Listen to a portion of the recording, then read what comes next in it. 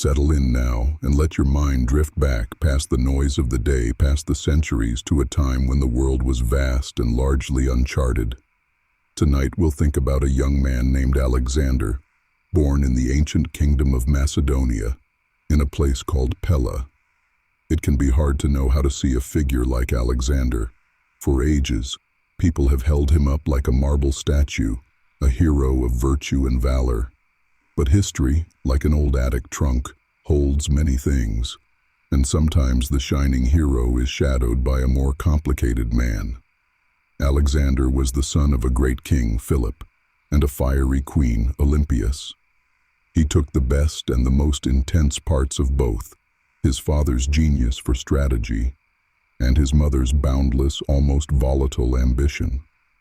Olympias whispered a myth into his ear, telling him he was descended from the legendary warrior Achilles.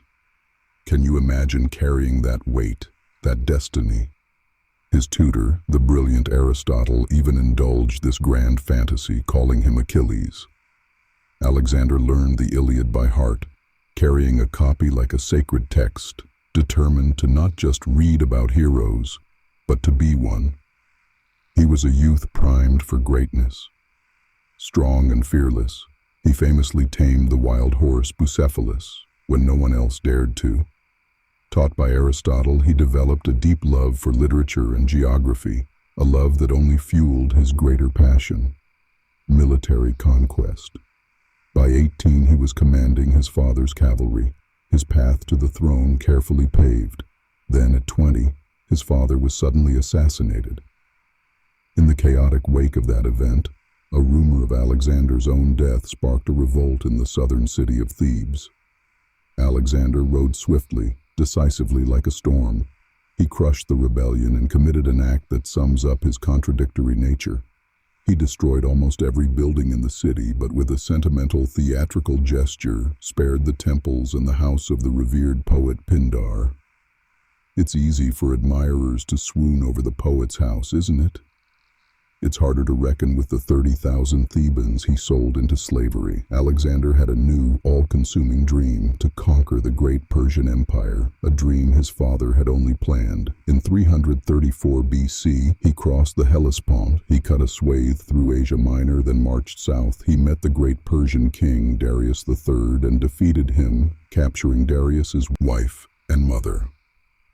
He took the island city of Tyre through an immense engineering feat, building a causeway right across the water. The achievement was magnificent. The brutality was immense. He slaughtered 8,000 citizens and sold 30,000 more into slavery. In Egypt, he founded a new city, the now famous Alexandria. He returned to face Darius one last time at the plain of Arbela. His victory there was one of the most decisive battles in history. It opened the doors to the heart of Persia. At the beautiful ancient city of Persepolis, Alexander performed an act of terrible vandalism. In a storm of destruction, he burned the city to the ground. It was one of his worst atrocities. He chased Darius until the Persian king was murdered by his own nobles, leaving Alexander as the effective king from Greece to the Near East. But his ambition still had no horizon. He marched through Bactria and Sogdiana, where he married a local princess, Roxane, and it was there, while drinking, that the personal violence in him flared up. He lost his temper and killed his close friend, Clytus. For all the massacres, this single, drunken personal murder was what his own troops remembered and couldn't forgive. Finally, in 326 BC, his tired, homesick army in northern India refused to go further. They simply wanted to turn back.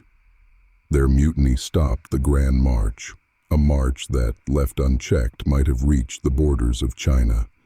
Alexander returned to Susa and began to weave an impossible dream: to bond Europe and Asia into a single country with Babylon as its capital. He encouraged mass intermarriage, introduced a common currency, and spread Greek customs. To seal his supreme rule, he demanded that all provinces acknowledge him, Alexander, as a living god. It was a final, ultimate ego trip.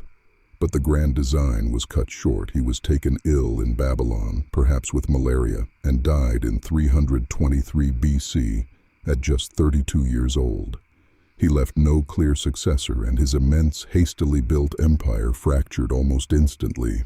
Now let the complexities of this old tale settle quietly in your mind. The pursuit of greatness often comes at an unimaginable cost. Sleep well,